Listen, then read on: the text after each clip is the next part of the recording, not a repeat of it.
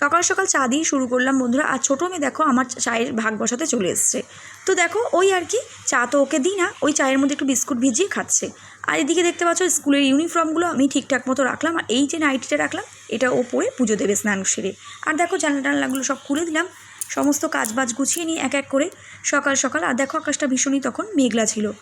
আর দেখো ছোটো মেয়ে এখানে দাঁড়িয়ে ছিল জানলার মধ্যে। তা বললো যে মা এখানে দাঁড়িয়ে থাকবো, আমি একটু বললাম ঠিক আছে তুমি তাহলে দাঁড়াও, অসুবিধা নেই। তো দেখতেই পাচ্ছ সকাল 9টা বেজে গেছে, তো চা খাওয়া কমপ্লিট হয়ে গেছে। তো চলো চাটা খেয়ে নিয়েছি, এবার এক এক করে কাজ আমি গুছিয়ে নিই। তো জানো বন্ধুরা, যেহেতু একদম আমার এখানে গোপাল সোনা রয়েছে, রাধা মাধবের দর্শন করে দিলাম, দেখতেই পাচ্ছ। আর ভীষণ কাজের মেলা এখন, ভীষণ কত দেখো বাসন টাসন সমস্ত সব পড়ে রয়েছে, এগুলো সব মাজা ধোয়া করতে হবে। তো বুঝতেই পারছো, আকাশটা একটু দেখিয়ে দিলাম তার সাথে বন্ধুরা। তো চলো, আজকেও আমার বড় মেয়ের পরীক্ষা, তো এখনও পরীক্ষা চলছে আর চলবে। আর এদিকে দেখতে পাচ্ছ কিছু ভরা বোতল আগের দিন ভরে রেখেছিলাম, তো সেইগুলো এক এক করে আমি গুছিয়ে রাখি। তো জানো বন্ধুরা, তো যেহেতু তোমার দাদাভাই থামস আপ প্রতিদিনই নিয়ে আসে, তো থামস আপের বোতল ভরে যায়, এই বোতল দিয়েই জল ভরে রাখি, আর আলাদা করে নতুন করে বোতল কিনি না। আর এখানে দেখো দেখতে পাচ্ছ ইন্ডাকশন জল বসিয়ে দিয়েছিলাম, মেয়ের জন্য দুধ বানিয়ে নিলাম, দেখতে পাচ্ছ। চলো ওকে দুধটা দিয়ে বললাম তুই দুধটা খেতে থাক, আর এদিকে আমি আমার কাজগুলো গুছিয়ে নিই। আকাশটা দেখো কী ভীষণ মেঘলা করেছে, দেখতেই পারছো বন্ধুরা। আর চলো, ও বললো মা একটু টিভিটা চালিয়ে দাও, তো চলো টিভিটা একটু চালিয়ে দিলাম। আর এদিকে দেখতে পাচ্ছ গোপাল সোনাকে আমার মেয়ে নিয়ে রেডি ওপরে যাবে ঠাকুর পুজো করতে। তো চলো এই ঘরে চাদরটা একটু তুলেছিলাম বেলকানির ঘরে, তো চলো এই চাদরটা পেতে নিয়েছি, ফাইনালি এমন করে পেতে নিয়ে পরিষ্কার পরিচ্ছন্ন করে নিয়েছি। তো চাদরটা ভিজিয়ে দেবো, একটু পরে কেচে নেব। আর দেখতেই পাচ্ছ এখানে স্কুল ব্যাগ রাখা রয়েছে, তাহলে ওকে কার্টুন চালিয়ে দিয়েছিলাম। আর এদিকে আমি আটা মেখে রুটি করতে শুরু করে দিয়েছি। তো জানো বন্ধুরা, যেহেতু আজকে আমি ভাবলাম আজকের ভাত খাইয়ে পাঠাবো না, তো আগের দিনে একটু পাঁচ তরকারি রেখে দিয়েছিলাম ফ্রিজে, তো ওই পাঁচ তরকারিটাই আমি গরম করে দেবো রুটির সাথে খাওয়ার জন্যে। তোমার দাদাভাই আমরা সবাই সকালের ব্রেকফাস্টটা ওটা দিয়েই সেরে নেব। আর চলো রুটি করতে করতে, তো চলো অবশ্যই ভিডিওগুলো ভালো লাগলে অবশ্যই চ্যানেলটাকে সাবস্ক্রাইব করে রেখো বন্ধুরা। আর চলো, এখানে দেখতে পাচ্ছ আগের দিন একটু তরকারি রেখেছিলাম, সেটাই ফ্রিজ থেকে বার করেছি।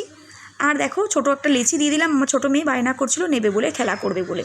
আর চলো দেখতেই পাচ্ছ এখানে রুটি আমার কমপ্লিট হয়ে গেছে। আর বড় মেয়ে চুল বেঁধে দিলাম, দেখতেই পাচ্ছ ফাইনালি ও রেডি হয়ে গেছে, চুলের বিনুনি টিনুনি সব করে দিয়েছি, ফিতে টিতে লাগিয়ে দিয়েছি, দেখতেই পাচ্ছ। আর চলো এবার খেতে দিয়ে দেবো তোমার দাদাভাইকে। চলো তরকারি আর এই যে রুটিগুলো ছিঁড়ে দিয়েছি, আর এই রুটিগুলো দেখো বন্ধুরা আমি টুকরো টুকরো করে দিলাম, মেয়ের খেতে সুবিধা হবে, তাড়াতাড়ি খেয়ে নিতে পারবে, তাই বুঝতেই পারছো যেহেতু খুব টাইমের ব্যাপার এই সময়টায়। আর বড় মেয়েকে টুকরো টুকরো করে দিচ্ছি, ও খেতে থাকছে। আর এদিকে ছোটো মেয়ে বায়না করছে প্লেটে করে ওকে সাজিয়ে গুজিয়ে দিতে হবে। তা চলো ওকেও সাজিয়ে গুজিয়ে দিয়ে দিলাম, তো বায়না একা একাই খাবে, তো চলো একা একাই ও খেতে থাক। আর এদিকে দেখো আমিও, মেয়ে স্কুল বেরোবে এই সময়টায় ভীষণ টাফ থাকে বন্ধুরা, এই টাইমটায় মানে এতটাই চাপ হয়ে যায় বন্ধুরা কি বলবো। চলো তোমার দাদাভাই বললো আগের দিনের মুদিখানার মালপত্র লিখে রেখেছিলাম, তো চলো সেই পেজটা বললো আমাকে দিয়ে দাও, তো চলো ওকে আমি দিয়ে দিলাম। আর এদিকে দেখো মেয়ে একটা রুটি তোমার দাদাভাই রেখে দিয়েছিলো, আর চলো রুটি আমি একটু পরে খেয়ে নেবো। চলো বাসন টাসন গুছিয়ে নিয়েছি। আর দেখো ওর মামাই এটা দিয়েছিল, দুর্গাপুজোর সময় দিয়েছিল মামা আমার বড় মেয়েকে এই ঘড়িটা, তো ঘড়িটা পরে পরীক্ষা দিতে যাবে। তো চলো বের করে দিয়ে দিলাম, ওকে বললাম মা পরিয়ে দিতে।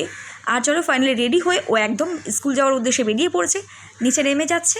তো চলো দাদাভাই ওকে স্কুলে পৌঁছে দিয়ে আসবে, তো দেখতেই পাচ্ছ। আর প্রণাম করতে আবার ফিরে এলো, বলছে মা প্রণাম করা হয়নি, তো চলো প্রণাম সেরে এবার নিচে নেমে গেল। তো চলো দেখতেই পাচ্ছ ও যাচ্ছে একদম। তো চলো এবার আমার এক এক করে আমার কাজগুলো এবার আমি ধীরে ধীরে গুছিয়ে নিই। তো চলো এবার প্রথমেই আমি নিজের জন্য একটু খেয়ে নিই। খাওয়া দাওয়া করে গ্যাস ট্যাস মুছে, দেখতে পাচ্ছ ভীষণ ধুলো পড়েছিল, আটা পড়ে রয়েছে। তো চলো ভালোভাবে গ্যাসগুলো ভালোভাবে মুছে নিলাম, গ্যাসটা দেখতেই পাচ্ছ ভালোভাবে গ্যাস ট্যাসগুলো মুছে পরিষ্কার পরিচ্ছন্ন থাকলে বন্ধুরা খুবই ভালো লাগে, জানো তো বন্ধুরা। তো আর আমি এইভাবেই পরিষ্কার রাখতে ভালোবাসি। আর চলো এখানে দেখতে পাচ্ছ ছোটো মেয়ে তোমার দাদাভাইয়ের ক্যাটালগ নিয়ে খেলাধুলা করছে। তো চলো এখানে রয়েছে বিভিন্ন রকমের সালমাইকার এখানে ক্যাটালগ, তো বিভিন্ন রকমের সালমাইকা দেখো কত সুন্দর সুন্দর ডিজাইন, তোমাদের প্রয়োজন লাগলে অবশ্যই অবশ্যই কমেন্টের মাধ্যমে জানাবে। তো তোমার দাদাভাই যেহেতু ফার্নিচারের কাজ করে তোমরা সেটা জানোই, তো দেখতেই পাচ্ছ ছোটো মেয়ে নিয়ে একটু জাস্ট দেখছিল এই আর কি। তো কত সুন্দর সুন্দর সালমাইকার দেখতে পাচ্ছ। আর এদিকে দেখতে পাচ্ছ, দেখো এদিকে দেখতে পাচ্ছ কিছু বৈষ্ণব এলো আজকে আমাদের বাড়িতে। চলো এবার আমি নিচে নেমে যাই, দেখলাম ওনারা এসেছিলেন, তো নিচের মাসিমা ওনাদের চাটা করে সেবা দিয়েছিলেন।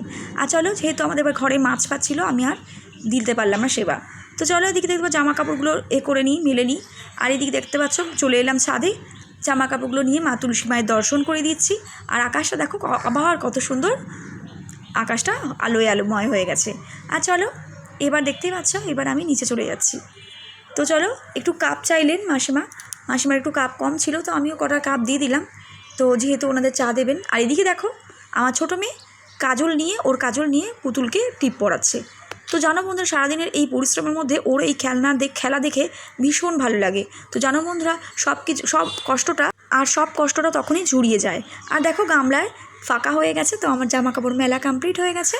তো সব জামা কাপড়গুলো আমি আজকে টিনের নিচে দিয়ে দিলাম। কেন জানো বন্ধুরা, আকাশটা তখন আবার মেঘলা হয়ে গেছে, বারে বারে তোলা ফেলা না খুব অসুবিধা হয়ে যায়। তো সেজন্য বন্ধুরা একেবারেই আমি টিনের নিচে দিয়ে দিলাম।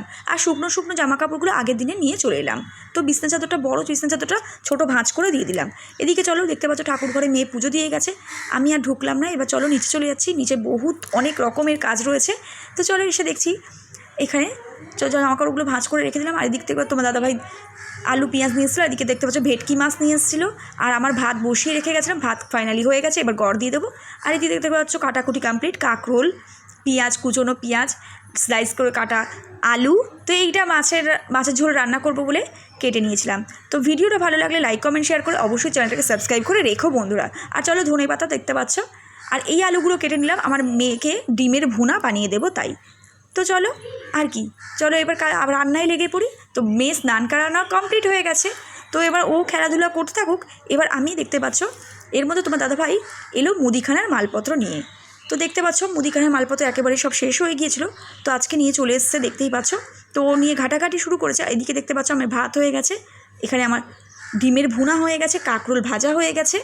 তো এদিকে আমি মাছগুলো ভাজতে শুরু করে দিয়েছি, দেখতেই পাচ্ছ। আর আকাশটাও তখন আবারও মেঘলা করেছিল। আর চলো কড়াইতে আমি এবার সাদা জিরে ফোড়ন দিয়ে কুচনো পেঁয়াজগুলো দিয়ে এবার আমি আলুগুলোকে দিয়ে ফ্রাই করে আজকে আমি ভেটকি মাছ রাঁধবো। তো দাদাভাই ভেটকি মাছ নিয়ে এসেছিলো, তো চলো এটা আমি আদা জিরে পেস্ট করে রেখেছিলাম। আর চলো আমার কাঁকরোল ভাজাও কমপ্লিট হয়ে গেছে। চলো পেঁয়াজটা ভাজতে দেখতে পাচ্ছ বেশ একটু লালচে হয়ে এলো। এরপর আমি এর মধ্যে আলুগুলো দিয়ে দেবো। তো জানো বন্ধুরা, যেহেতু এখন মেয়ের পরীক্ষা চলছে, মেয়ে তো একদম বাড়িতে থাকতে পারছে না, টিউশন রয়েছে, নতুন টিউশন জয়েন করেছে, তো ভীষণ আমার চাপের মধ্যে সবটা করতে হয় বন্ধুরা, শুধুমাত্র তোমাদের জন্য সময় বের করে। আর হলুদ জিরে গুঁড়ো দেওয়া ছিল, ওর মধ্যে দিয়ে দিয়েছিলাম, আর একটু কাশ্মীরি সামান্য লঙ্কার গুঁড়ো দিলাম। আর চলো কালার হওয়ার জন্য এবার চলো মশলাটাকে ভালোভাবে কষে নিই। চলো মশলা থেকে তেল ছেড়ে দিয়েছে, এবার সামান্য লবণ দিয়ে দেবো, 1 চামচ মতো লবণ দিয়ে এবার আমি এটাকে জল দিয়ে দেবো তরকারির মধ্যে। তো বেশি জল দিলাম না, একটু মাখাই রাখলাম বন্ধুরা। তো চলো ভাজা মাছগুলো এর মধ্যে আমি দিয়ে দিলাম। তো চলো এবার আমি তরকারিটা চাপিয়ে দিয়ে এবার গ্যাসটাকে, আমার জন্য তো বন্ধুরা এমনই একটা স্বভাব যে সবসময় পরিষ্কার পরিচ্ছন্ন রাখতে আমার খুবই ভালো লাগে। তো চলো রাধা মাধবের দর্শন করে দিয়েছি, আর স্নান টান সেরে একেবারে ফুল রেডি হয়ে এবার চলো আমার রান্নাবান্না কমপ্লিট হয়ে গেছে, এবার যাবো আমি ঠাকুর ঘরে। তো ঠাকুর ঘরে জানো তো রেগুলারের যেরকমভাবে নিত্য সেবা করি ভগবানের, তো আরতি করব। আর দেখতে পাচ্ছ জামাকাপড়গুলো অর্ধেক শুকিয়ে গেছিলো। তো চলো জামাকাপড়গুলো না বন্ধুরা একটু যেগুলো বাইরে দেওয়া ছিল সেগুলো আমি ভিতর দিকে দিয়ে নিলাম, যদি আবারও বৃষ্টি এসে ভিজিয়ে দেয় এক ঝটকায়, সেই জন্য ভিতর দিকে দিয়ে মেলে দিলাম। আর দেখো এবার চলে এলাম ঠাকুর ঘরে। তো চলো ঠাকুর ঘরে শুকনো কাপড় জামাগুলো নিয়ে চলে যাব। আর চলো এবার চলে এসেছি আগে ঠাকুরের আসন পেতে, ঠাকুর প্রণাম করে নিই, তারপরে যাব নিচে। আর চলো আসন পেতে নিলাম, দেখতেই পাচ্ছ। তো জানো বন্ধুরা, যেহেতু মেয়ে নেই বুঝতেই পারছো, একা একা সবটা করতে হচ্ছে। আমার গোপুসোনাকে কত সুন্দর লাগছে, আমার গোপুসোনাকে পুজো দিয়ে গেছিলো আমার বড় মেয়ে।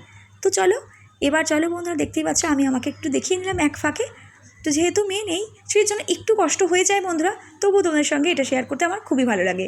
তো চলো মা তুলসী মায়ের চরণে জল দান করলাম, করে নিয়ে জানলাটা দেখতে পাচ্ছিলাম খোলা ছিল, লাগিয়ে দিচ্ছি, কারণ জানো বন্ধুরা বৃষ্টি আসলে আমার গোপুসোনা ভিজে যাবে ঝাপটা এসে। আর চলো দেখতেই পাচ্ছ আমি একটা ধূপ ধরিয়ে নিয়ে প্রদীপ ধরিয়ে আরতি করে নিলাম, সেই কখন আমার মেয়ে পুজো করে গেছে।